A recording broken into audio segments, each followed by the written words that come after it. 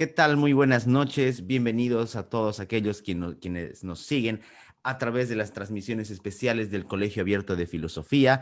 En esta noche de miércoles 19 de mayo tenemos el enorme placer de contar nuevamente con la visita de nuestro amigo, el doctor HCF Mansilla, que más allá de los vínculos de amistad, es una persona connotadísima en el mundo de las ideas bolivianas. Así que tenemos ese placer en esta noche. Doctor, ¿cómo está? Buenas noches, bienvenido. Gracias, gracias. Pero señor Canseco, usted exagera al elogiar mis modestos méritos y mi nulo arrastre popular. No existe, lamentablemente, nada de eso. Pero si hablamos de exageraciones y hipérboles, también tenemos que saludar a Einar Rosso, que suele hacerlas también, que nos acompaña desde La Paz. Querido Einar, ¿cómo estás? Querido Andrés, ¿qué tal, doctor? ¿Cómo le va? Estamos una vez más en estos diálogos que lo hemos denominado con HCF Mansilla, recordando los 80 años de la publicación de El miedo hacia la libertad, escrito por Erich Fromm, uno de los representantes, podríamos decir, de la Escuela de Frankfurt, aunque ha tenido su separación moderada. Y claro, la noche está destinada a la exposición de parte de HCF Mansilla. Más que un elogio, yo creo que es un agradecimiento al que le tenemos que dar por el animarse en un momento un poquito difícil, dar esta exposición. Así que sin más, doctor, todo suyo la noche para la exposición. Agradezco al Colegio Abierto de Filosofía por esta oportunidad y a los señores Canseco y Rosso por sus amables palabras. Se trata de una conferencia breve de carácter estrictamente introductorio sobre la vida y la obra de Erich Fromm. Él nació en Frankfurt, en Alemania, en el año 1900 y murió en Suiza en 1980. Él venía de una familia modesta de rabinos ortodoxos y conservadores que provenían de Europa Oriental. Y este detalle, aunque parezca insignificante desde el punto de vista filosófico, es simplemente revelador del carácter, de las ideas y de la tendencia general de la teoría de Erich Fromm. Al contrario de sus amigos, los miembros de la Escuela de Frankfurt, por ejemplo, Max Horkheimer, Theodor W. Adorno, Herbert Marcuse y Walter Benjamin, todos ellos provenientes de la alta burguesía, Fromm venía de familias muy, muy pobres y modestas de Europa Oriental. Los otros eran liberales, cosmopolitas, gente de mundo. De niños habían visitado gran parte de Europa Occidental.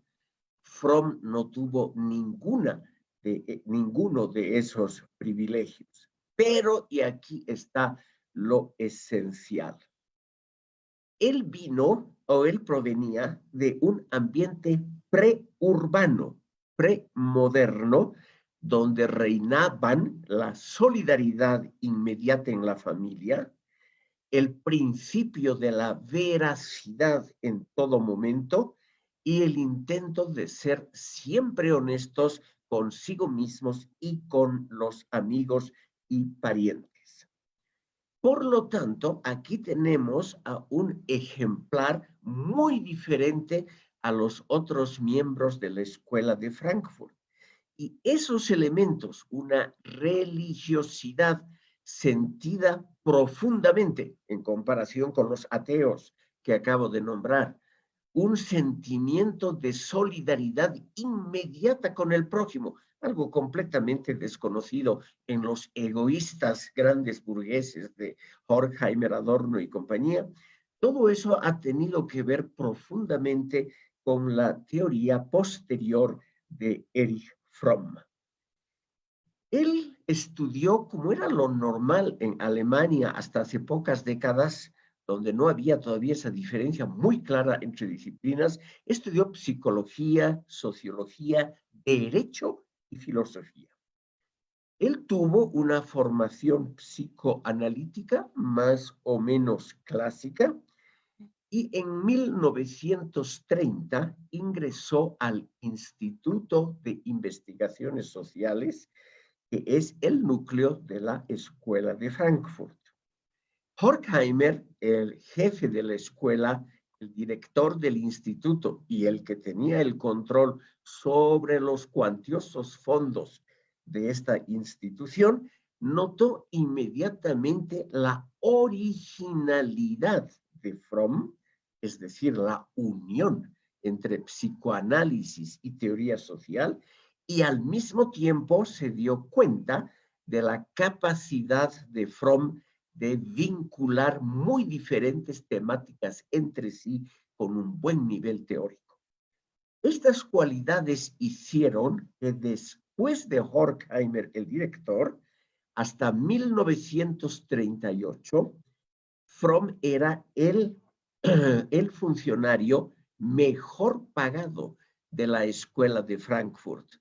Y eso que Fromm siempre fue un hombre muy enfermo, desde niño tenía una tuberculosis reiterativa que nunca se llegó a curar y por lo tanto siempre andaba en hospitales, en sanatorios, siempre haciendo muchos viajes a médicos, etc. Horkheimer y el Instituto de Frankfurt le pagaron todos estos gastos adicionales. En una palabra, Fromm, como decían sus enemigos, Adorno, Marcuse, etc., consideraban al pobre Fromm como un peso insoportable dentro del instituto, además debido a su estrecha relación con Max Horkheimer. Y aquí, estimado público, hay que mencionar que a largo plazo los dos intrigantes, una enorme habilidad para la astucia práctica, Theodor W. Adorno y Herbert Marcuse, lograron apartar a Fromm de la relación privilegiada que tenía con Horkheimer. Y el instituto dio por terminado el contrato laboral en 1938. Pero Fromm era un contrato firmado bajo las leyes norteamericanas. Todos ellos habían emigrado a los Estados Unidos en 1933-34. Pero Fromm tuvo una pequeña venganza. Él consiguió que un tribunal norteamericano le brinde una notable ayuda y declare como válido el contrato original que era de por vida. Y por lo tanto le sacó al instituto en esa época, estimado público, estamos hablando cerca de 80, 90 años, le sacó una cifra equivalente a $400,000 actuales y dejó obviamente al instituto en un estado ligeramente precario en el campo financiero. Fromm, como les decía, había estudiado también sociología y derecho, y por eso desde un comienzo él se interesó en su gran mérito, la vinculación entre teoría social y psicoanálisis, o en esa época entre marxismo y la teoría de Sigmund Freud.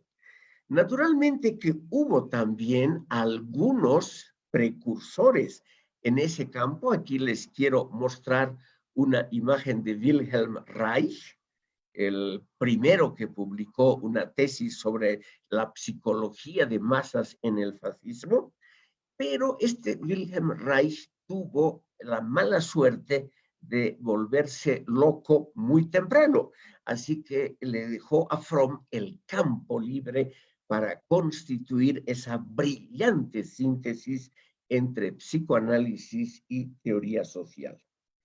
Fromm, debido a la formación familiar que he relatado antes, Fromm tenía también una tendencia teológica importante. De eso vamos a hablar en el curso de esta conferencia, porque aparte del miedo a la libertad, que en estos días cumple 80 años de existencia, él escribió un libro que es su obra filosófica más importante, que se titula Y seréis como dioses, que lo voy a comentar brevemente.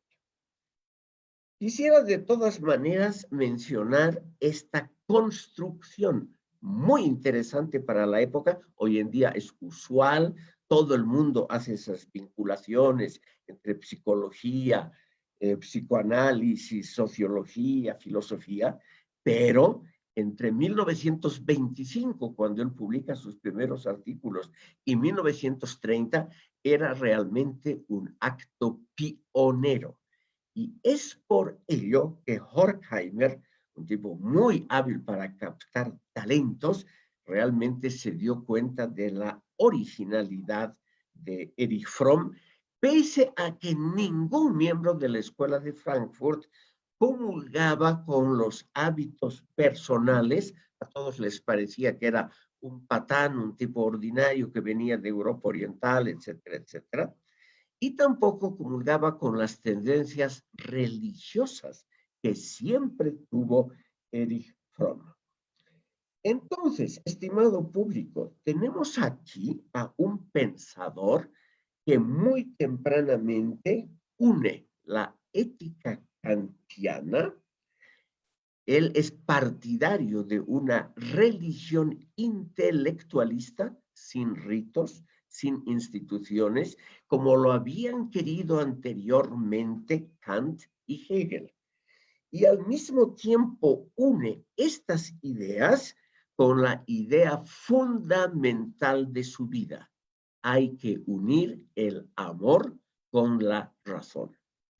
A los miembros de la Escuela de Frankfurt, estos cosmopolitas egoístas, les parecía que todo esto era una traición a la ortodoxia marxista y freudiana, que todos ellos, hasta después de la Segunda Guerra Mundial, habían mantenido como una bandera importante en el trabajo intelectual.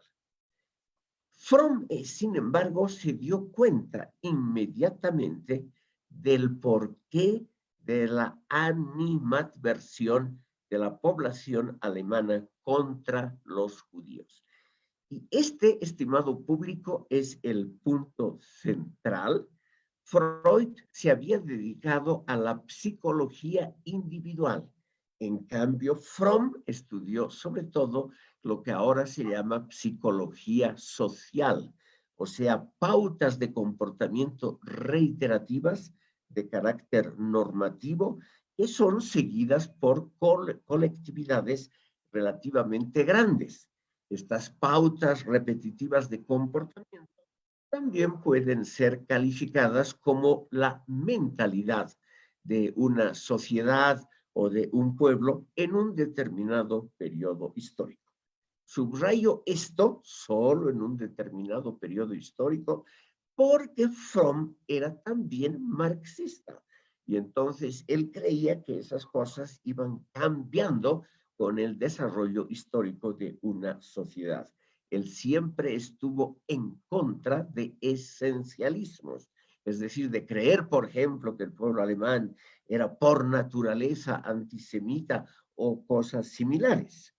De todas maneras, estimado público, desde muy temprano, Fromm unió su tendencia que traía desde la familia, esa tendencia a la solidaridad inmediata, a los vínculos familiares, al amor y al amor ejercido cotidianamente con la idea racionalista de ordenar la sociedad según principios estrictamente racionales.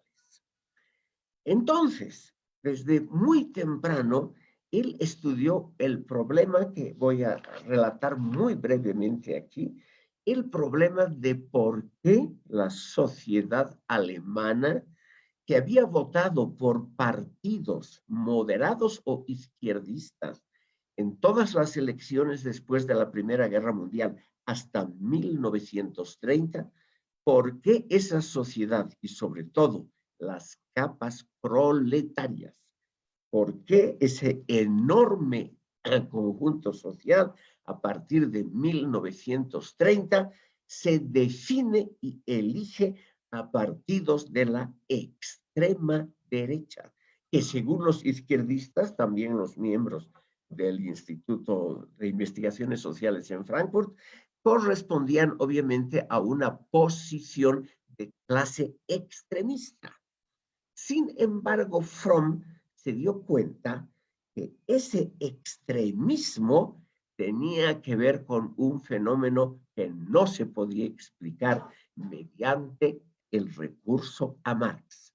La eficacia explicativa del marxismo hacía simplemente un alto, se detenía ante esas masas enormes, millones de personas que votaban a partir de 1930 voluntariamente por la extrema derecha. Él ha estudiado esto en su famoso libro Autoridad y Familia, publicado en colaboración con Horkheimer y Marcuse en 1936. Ya fue publicado en el exilio en Francia. El libro es extraordinariamente interesante porque está basado en material empírico, estimado público. Es decir, está basado en una encuesta, como se dice hoy, representativa de opinión pública, más de 3,000 entrevistados con una boleta de preguntas de 271 posiciones.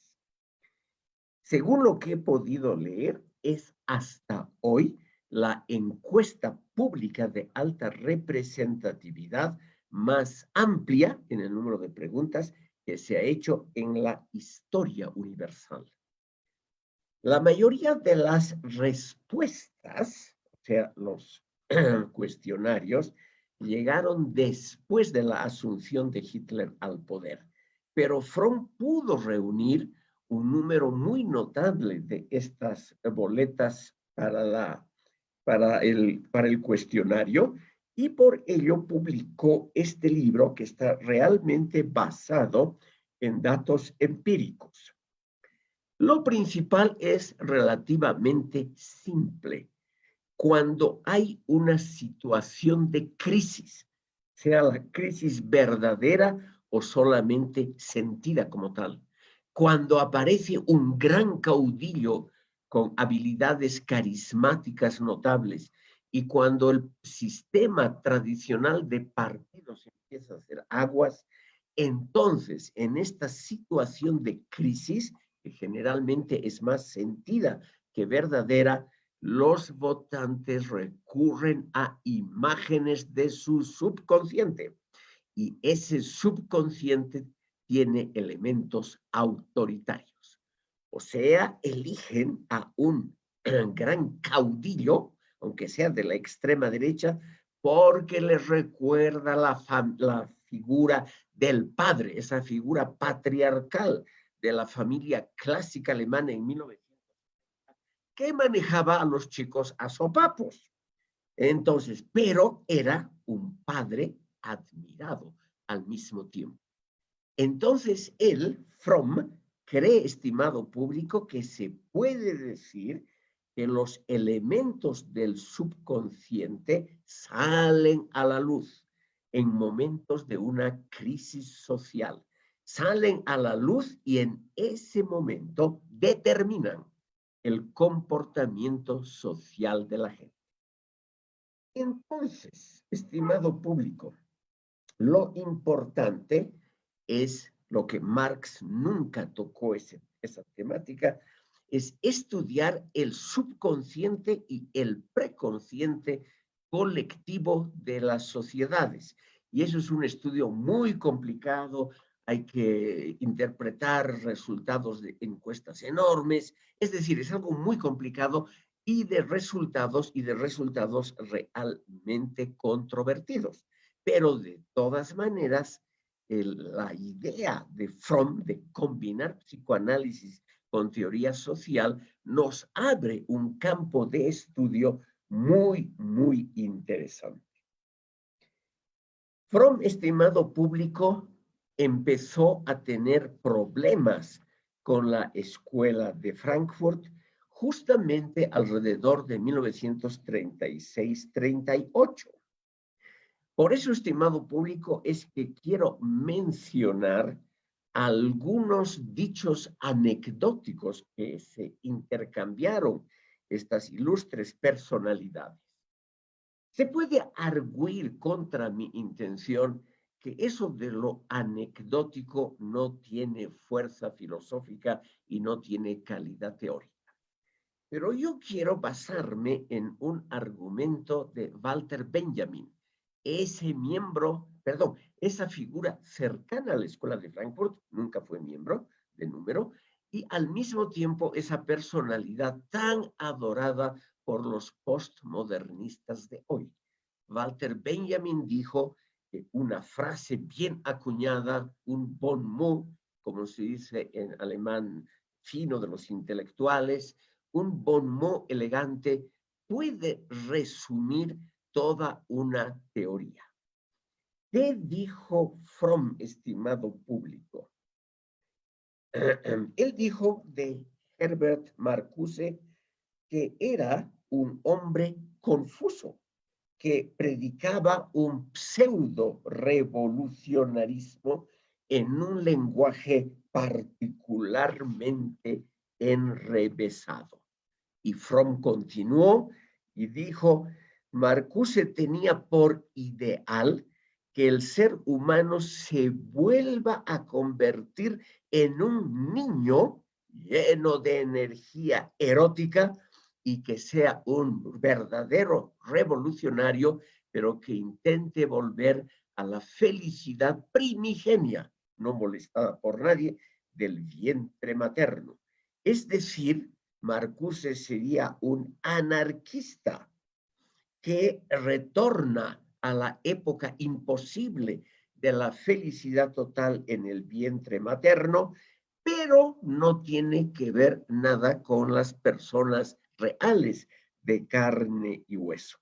En cambio, Fromm siempre se consideró un partidario del desarrollo, del despliegue pleno de las capacidades racionales del ser humano para que las personas sean responsables de sus actos guiados por la razón, no como los miembros o los adherentes a los partidos nazi y fascista que realmente no utilizaban la razón y no estaban guiados por los grandes principios de la Ilustración. Ellos naturalmente le respondieron en una famosa carta dirigida a Adorno. Horkheimer dijo que a Fromm le faltaba la clarividencia que solo brinda el odio. Es decir, Fromm era un tipo para ellos demasiado blando, un provinciano que venía de Europa Oriental y que desconocía los códigos de comportamiento de una sociedad compleja, con esa tendencia frommiana que les caía muy mal a ellos de hablar del amor, de la solidaridad humana, de la necesidad de combinar la razón con el amor. Todo ello les parecía naturalmente una especie de libros de autoayuda. Hay que reconocer que Fromm, en los años entre 1950 y 1980, fue uno de los autores más leídos del mundo occidental. Él había publicado bestsellers de primera calidad, como por ejemplo El arte de amar, El corazón del hombre, y otros títulos que obviamente tenían poco que ver con las ortodoxias freudiana y marxista. Quiero mencionar lo que también Adorno dijo sobre Fromm. Adorno lo calificó como un romántico, un socialdemócrata. Un socialdemócrata para esas primeras épocas de la Escuela de Frankfurt era un insulto. Quería decir un hombre sin convicciones, un oportunista. Adorno dijo, es un sentimentalista que se ha apartado y hasta ha traicionado las ortodoxias marxista y freudiana. Adorno en particular veía en Fromm a un judío inculto que venía de Europa occidental, perdón, de Europa oriental y que no comprendía los códigos de comportamiento de la Escuela de Frankfurt y de sus ilustres miembros. De Adorno, dijo Fromm, es un engreído hacedor de frases sin convicciones profundas y en el fondo sin nada que decir. Aquí lo tienen ustedes al maestro Adorno, que es probablemente la figura más conocida de la Escuela de Frankfurt. Finalmente, quiero decirles, estimado público, que Fromm, al separarse de la Escuela de Frankfurt y en 1938-39 y hacer una carrera propia, se dedicó naturalmente a estudiar problemas sociales de gran escala en la sociedad. Por ejemplo, problemas que tenían que ver con la necesidad de rescatar el humanismo de Marx. Uno de sus títulos lleva ese nombre. Es naturalmente un Marx el que rescata Fromm, muy diferente al que conocemos nosotros. Es un Marx dedicado a amar al prójimo, a ayudar a los pobres, a sentir compasión por los seres humanos, cualidades que probablemente Marx nunca tuvo. Es decir, estimado público, lo que hacía evidentemente Fromm también es tratar de establecer una teoría propia muy diferente de las teorías de la Escuela de Frankfurt y también alejándose del marxismo ortodoxo representado por la Unión Soviética.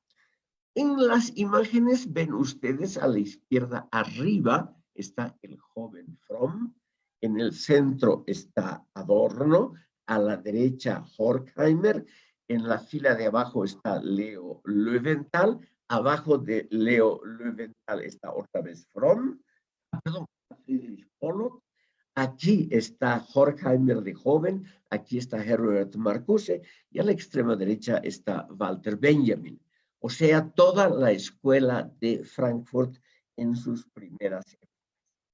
Hay que reconocer, estimado público, que en 1938, cuando Fromm se separó de esta escuela, nadie lo siguió. Y todos ellos, incluyendo al más humanista, al más liberal de ellos, que es Leo Löwenthal, el gran experto en literatura y arte, que todos ellos, estimado público, tenían una opinión simplemente despectiva. Lo creían un autor de libros de autoayuda, o sea, algo muy alejado de las verdaderas funciones de un filósofo. Quiero mencionar, estimado público, el desarrollo posterior de Fromm.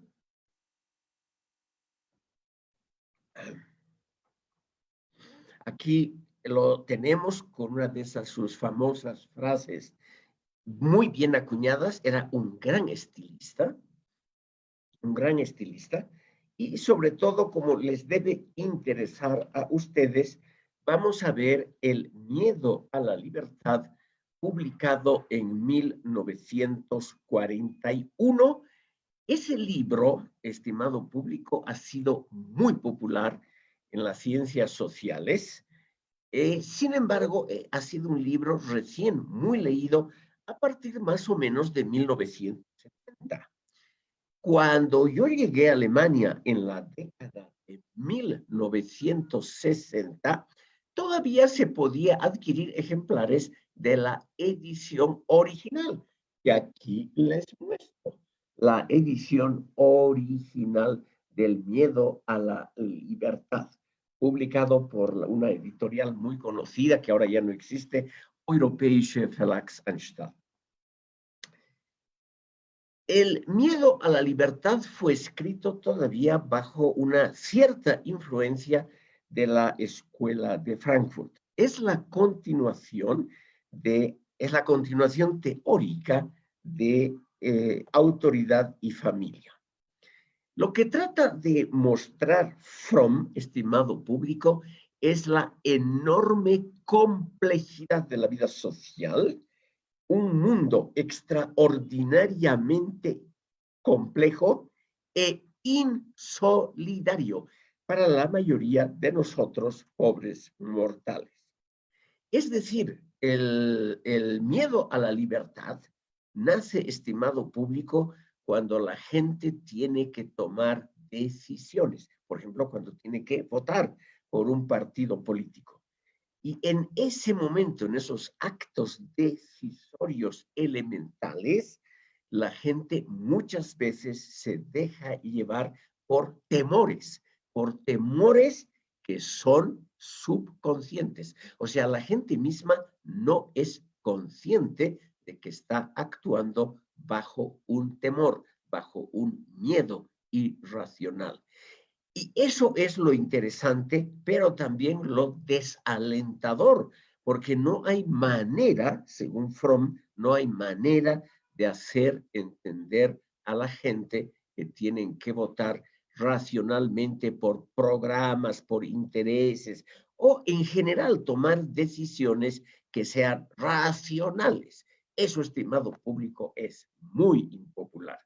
Cuando tenemos que elegir pareja, cuando tenemos que hacer una pequeña inversión, comprar una pequeña propiedad inmobiliaria, muchas veces nos dejamos llevar por impresiones del subconsciente y generalmente esas decisiones están equivocadas, lo cual se nota solo en el largo plazo.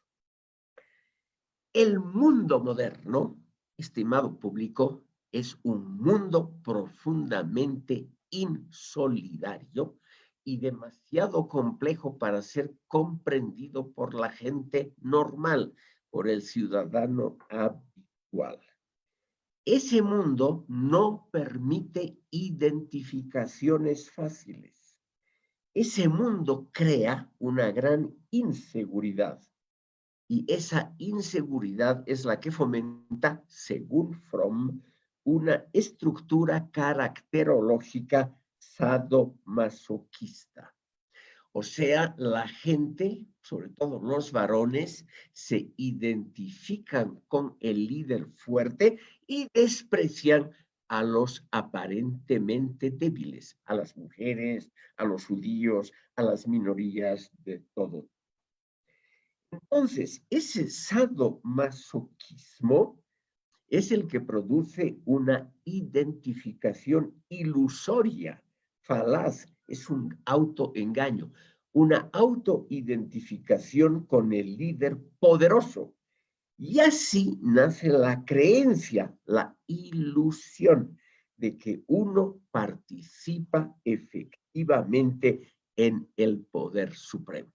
Esto lo ha demostrado Fromm con esa enorme encuesta para su libro Autoridad y Familia, porque muchísimas de las respuestas que recibía eran respuestas alborozadas de gente simple, de trabajadores que nunca han tenido ni tuvieron ninguna participación en la alta política, y esa gente creía equivocadamente que tenían una participación porque el partido que ellos votaban en elecciones, el Partido Nacional Socialista, había llegado al poder.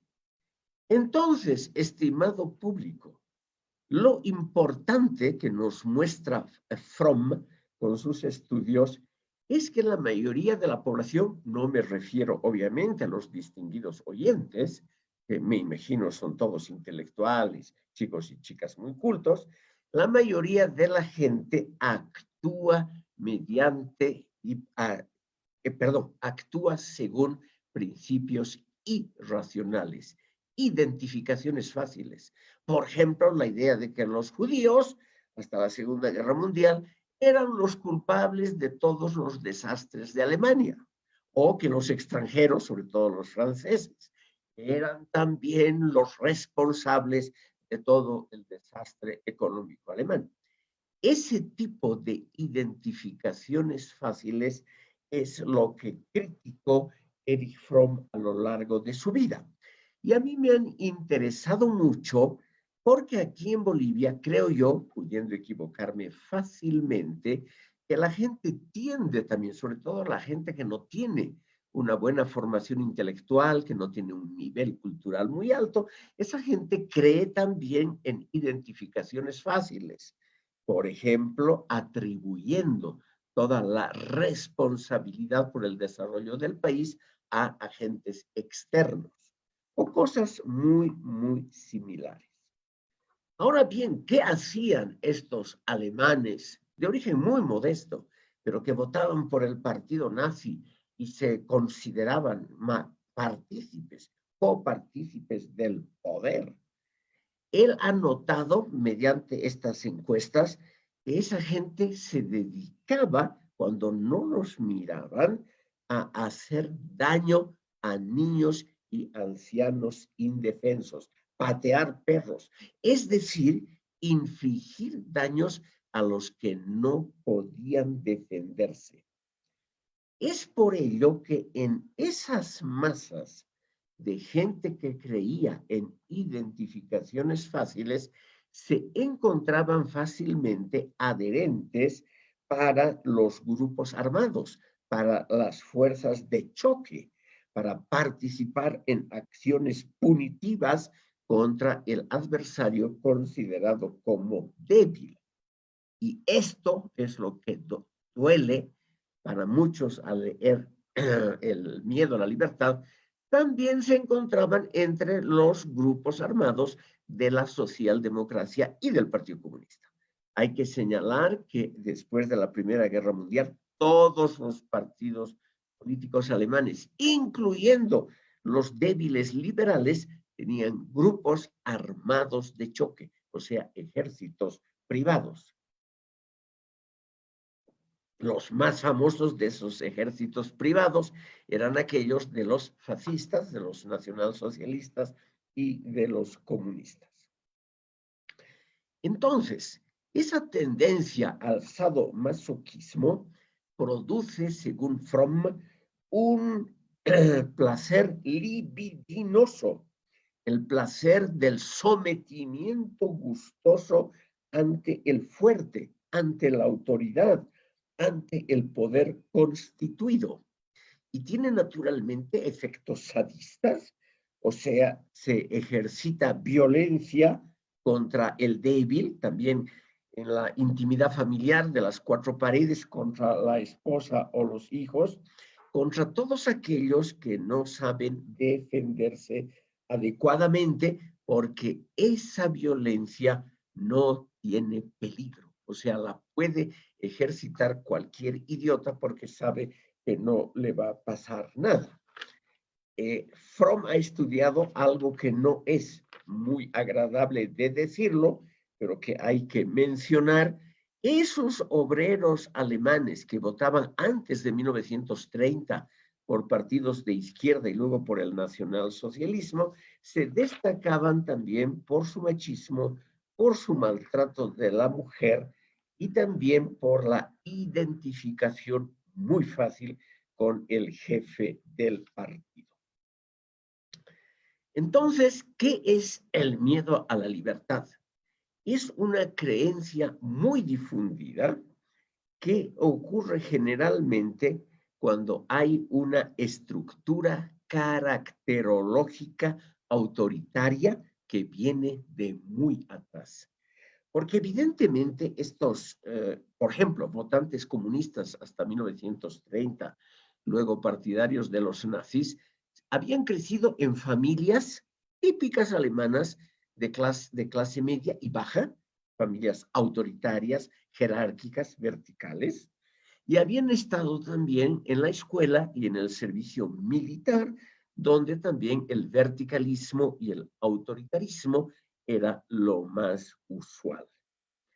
O sea, este carácter autoritario, y esto es lo terrible que nos explica Fromm, es un conjunto estable de rasgos caracterológicos y pautas normativas de comportamiento de índole reiterativa que se forman como respuestas a los estímulos del exterior, por ejemplo, a una crisis general de la economía y también a las tradiciones que vienen de muy atrás. Los primeros influenciables, y esto es también muy penoso, estimado público, los primeros que se dejan influenciar son los intelectuales. La gran filósofa Hannah Arendt ha escrito largamente sobre esa temática. Es decir, los primeros que caen ante la fascinación que ejercen los movimientos autoritarios son lamentablemente los intelectuales.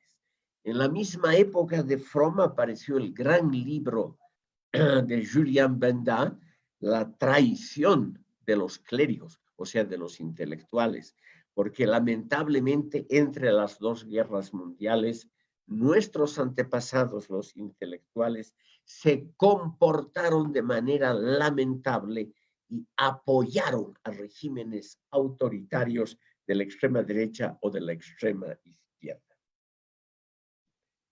Estimado público, ¿por qué el libro se puede leer hasta hoy?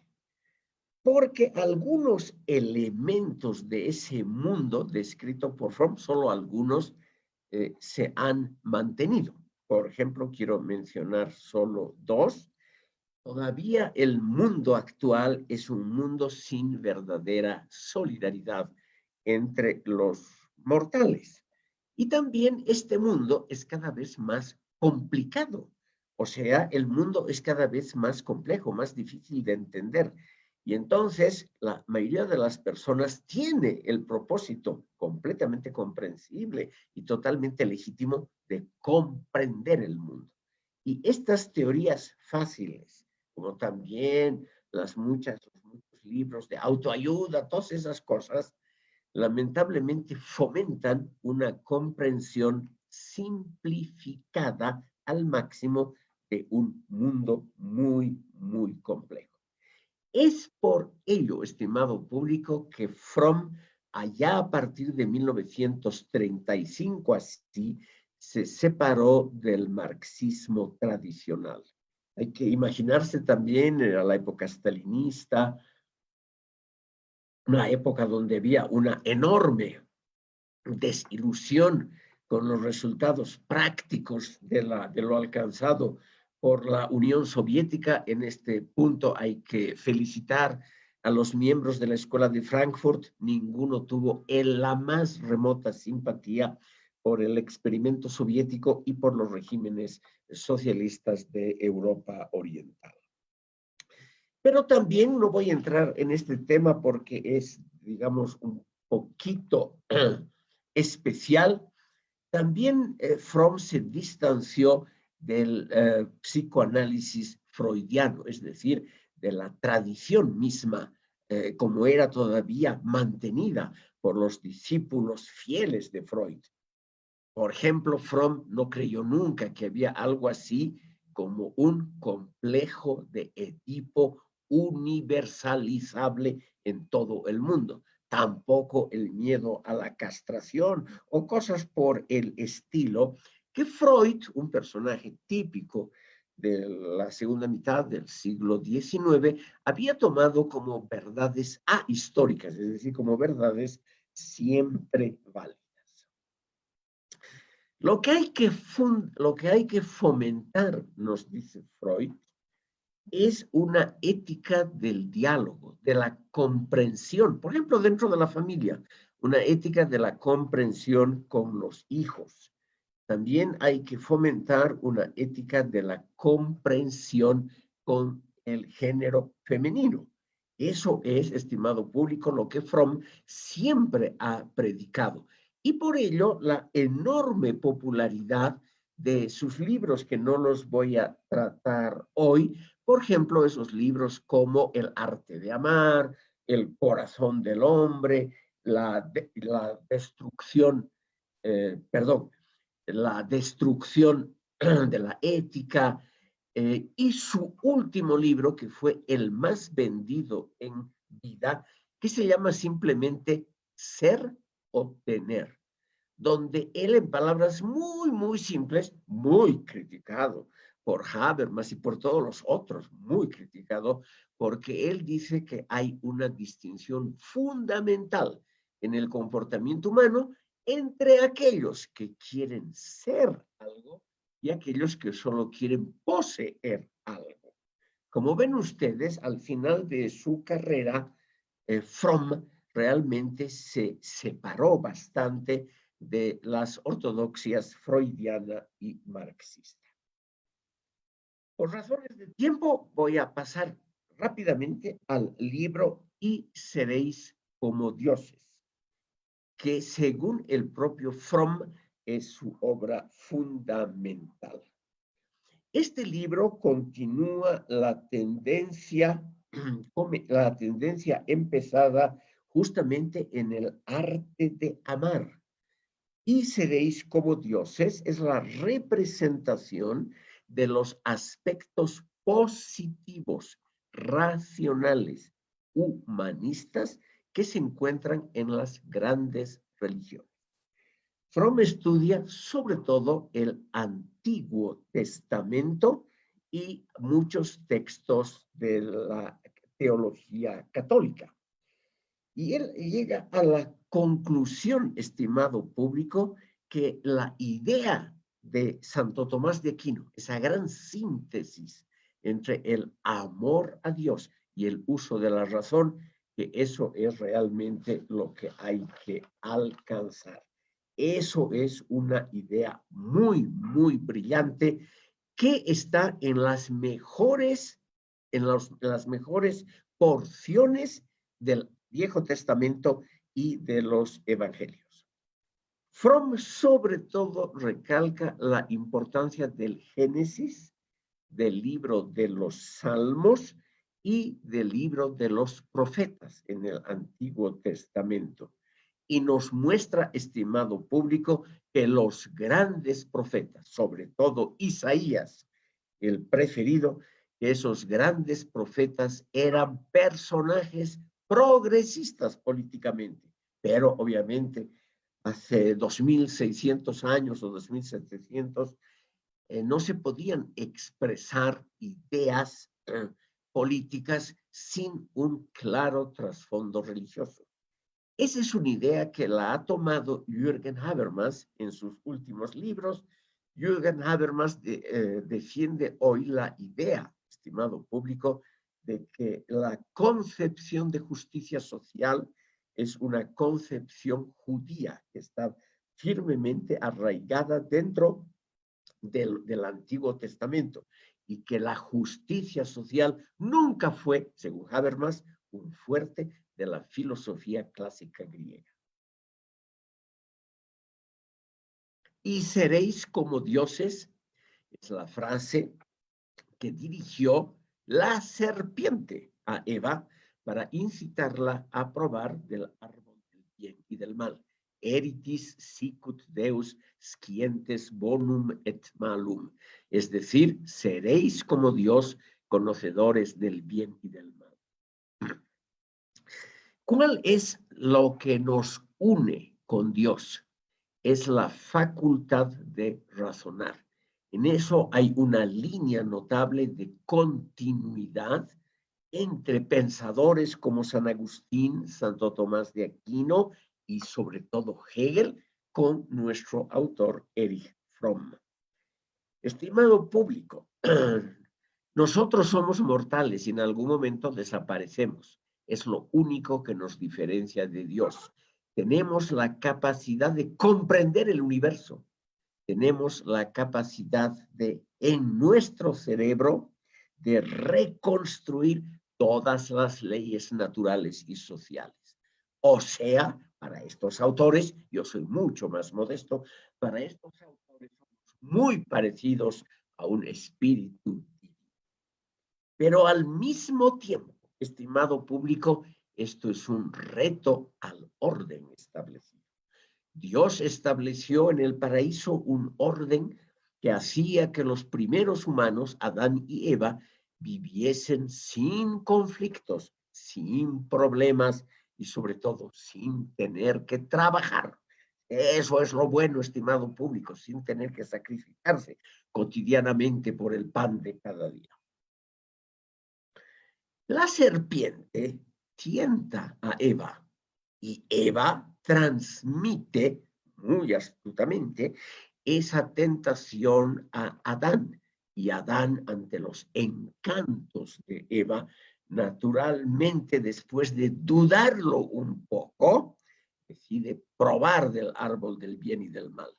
Los grandes pintores del Renacimiento y del Barroco, Rubens, Tiziano, Cranach, todos ellos han pintado ese magnífico cuadro donde se ve a la serpiente atrás de Eva, Eva sosteniendo ya la manzana, mostrando sus encantos femeninos a Adán, y temeroso, porque calcula lo que podría pasar si él desobedece el único mandamiento de Dios, el temeroso todavía duda, pero al final naturalmente sucumbe ante la tentación de la carne y la promesa del conocimiento. Entonces, según Fromm, lo bueno del Antiguo Testamento, porque el Génesis es además el libro más viejo, lo más arcaico del Antiguo Testamento, nos muestra que el conocimiento está unido al dolor, al sacrificio, a la desilusión. Y este mensaje, estimado público, que yo sin éxito he tratado de repetir a mis estudiantes en cada clase, este es el núcleo del libro Y seréis como dioses de Erich Fromm. Al mismo tiempo, el mérito de Fromm es haber mostrado que Dios no está muerto, como lo han creído Nietzsche y los simplificadores nietzscheanos posteriores. No ha muerto Dios, nos dice Fromm. El que ha muerto es el hombre como criatura racional y altruista. Eso es lo que ha muerto. Pese a los logros científicos, el hombre, el ser humano, no está feliz consigo mismo. El hombre contemporáneo, nos dice Fromm, es el neurótico por excelencia. No ha podido aprovechar los muchos logros científicos, tecnológicos, institucionales y políticos que le ofrece la modernidad. Moralmente, el ser humano del presente ha quedado subdesarrollado, con una mentalidad que no se diferencia de los primeros judíos del año 1000 antes de Cristo. Entonces, Fromm nos enseña, estimado público, que el ser humano, al ser fundamentalmente neurótico, es influenciable. Esto es lo importante. Es influenciable por la propaganda comercial, por las consignas políticas, por las tradiciones de las que uno mismo proviene, etc. El ser humano normal nunca se mira críticamente al espejo. Esta frase que yo también repito a menudo la he tomado justamente del maestro Erich Fromm. El ser humano tiene miedo a autoanalizarse, es decir, a mirarse como si fuese él un extraño para él mismo.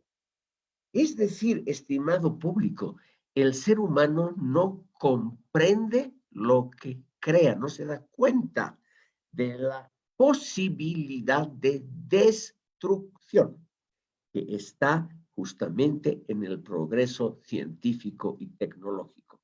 La fuerza de la destructividad del género humano es el título del penúltimo libro de Erich Fromm. Entonces, tenemos aquí un libro que pese a su título teológico, Eritis sicut Deus scientes bonum et malum, el libro, estimado público, nos confronta con problemas de la vida moderna, naturalmente saturado con citas bíblicas. Es muy erudito el libro. Claro, es un poco aburrido para el lector apurado de nuestros días, porque Fromm hace una reconstrucción de todo lo que han dicho los grandes profetas israelitas, porque es un libro muy centrado en el Antiguo Testamento. También es la decisión de Fromm, obviamente, estimado público, de mostrar la cara amable del judaísmo después de que los nazis lo mostraron como algo monstruoso. Para terminar, estimado público, quiero mencionar que Erich Fromm ha sido un notable pensador, un gran estilista. Por eso es que algunas de sus obras en los años entre 1950 y 1980 era lectura totalmente obligatoria. Por ejemplo, el movimiento de Mayo estudiantil de 1967-68 en Europa, leían todos El arte de amar de Erich Fromm, etc. Porque este autor nos reconcilia con algunas, reitero y subrayo, algunas de nuestras tradiciones.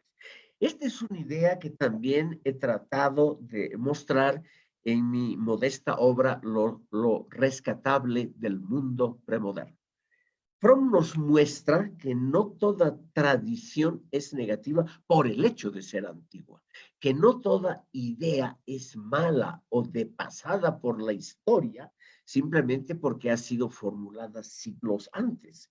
Entonces, él cree que esa manía de creer que lo nuevo es siempre lo perfecto, lo único que hay que leer son los autores de moda, el estimado público nos muestra la modernidad del Antiguo Testamento, de la parte más arcaica de la Biblia.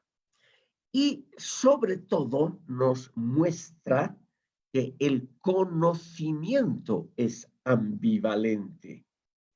Nosotros, mediante el ejercicio analítico, nos parecemos a Dios, pero al mismo tiempo nos parecemos a Lucifer. No es casualidad que el nombre esté derivado de la luz, que es el espíritu de la perversión total, de la maldad y sobre todo de la soberbia, de la hybris, esa palabra griega que ahora se ha puesto algo de moda. Hybris es la creencia que podemos hacer todo, que modificando el mundo, construyendo grandes carreteras, represas, etcétera, etcétera, solamente vamos a mejorar cuando en realidad podríamos estar destruyendo a largo plazo nuestro delicado hábitat. Concluyo mostrando, estimado público, una caricatura de Erich Fromm. Aquí ven ustedes, es la más famosa de las que se han hecho. Un hombre gordito, como ven ustedes, feito, que camina con una mano en un libro, que es la razón, y la otra mano flores, que es naturalmente el amor. Esa conjunción entre la razón y el amor es lo que Fromm ha predicado toda su vida y lo que él en el fondo ha traído desde la casa familiar, desde su modesto origen de un hogar de Europa Oriental, despreciado por esos judíos cosmopolitas, elegantes, ricos que eran sus amigos. Estimado público, espero haberles mostrado a toda velocidad una visión de este notable autor. Yo no lo conocí personalmente, pero en los años 1974-75, cuando yo todavía vivía en Alemania, tuve un intercambio epistolar con él.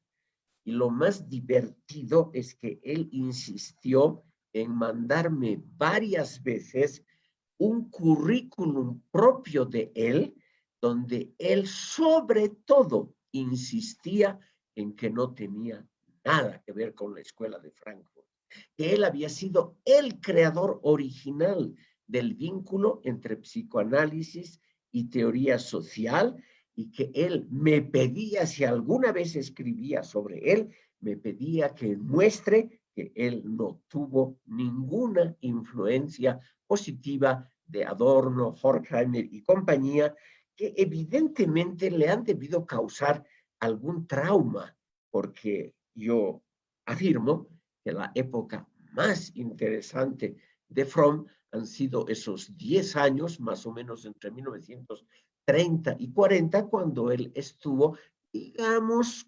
en contacto, o también bajo el influjo de pensadores tan interesantes como Horkheimer, Adorno y Marcuse. Quiero terminar con una frase que él ha escrito en Y seréis como dioses.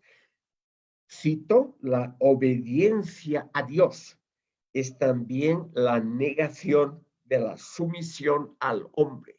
O sea, estimado público, el tener un Dios racional, bondadoso, como él se imagina que es Dios, eso significa no tener ídolos de baja calidad como Hitler, Stalin y aquellos que vio él en su juventud. Les agradezco por haberme escuchado. Y nosotros le agradecemos a usted, doctor, por darnos nuevamente su tiempo, su conocimiento y sus comentarios en esta noche acerca de el pensamiento de Erich Fromm. También agradecer a todas las personas que han compartido, que han visto, que han dejado sus likes, que han sido muchísimas. Mandarles un enorme saludo. Einar, algunas consideraciones finales tal vez de tu parte.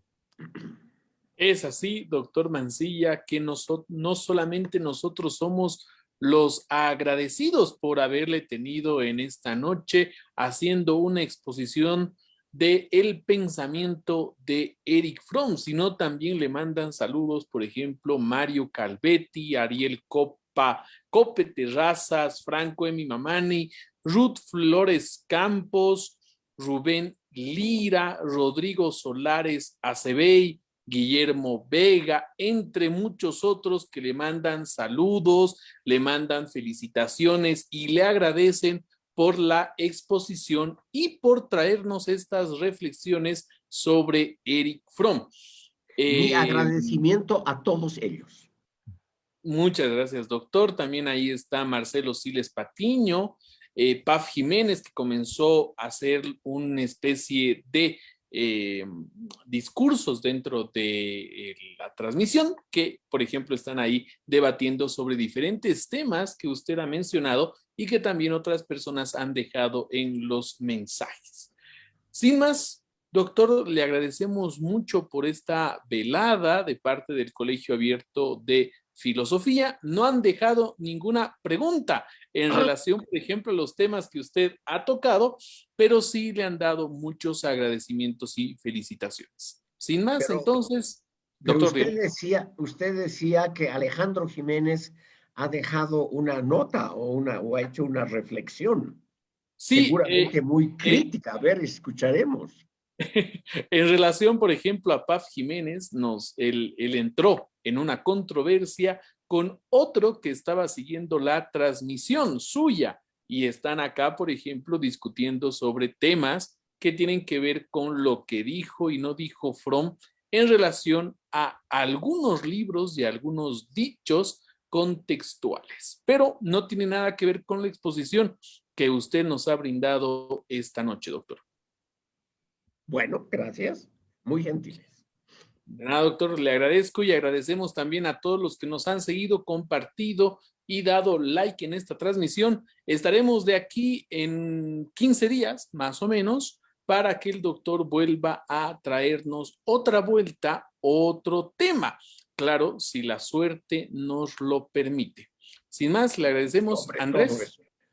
Y usted no quiere criticarme un poco. No, doctor, no me voy a atrever a hacer críticas a lo que usted ha expuesto sobre Eric Fromm. No me atrevería. No sé si Andrés, por ejemplo, Andrés, por favor, critíqueme. No se preocupe. No, simplemente agradecerle y como alguien justo acaba de poner en este instante, yo creo que también eso era parte del ánimo, como usted lo mencionaba al principio, de ser una muy buena introducción. Estoy seguro de que muchas de las personas que lo han visto tal vez no han tenido contacto con From y esta charla introductoria es más que adecuada. Justo eso pusieron en el comentario ahora, así que lo menciono. Gracias. Muy gentiles. Hasta luego, doctor. Hasta luego, Einar. Y muchas gracias a todas las personas que nos han visto. Hasta luego.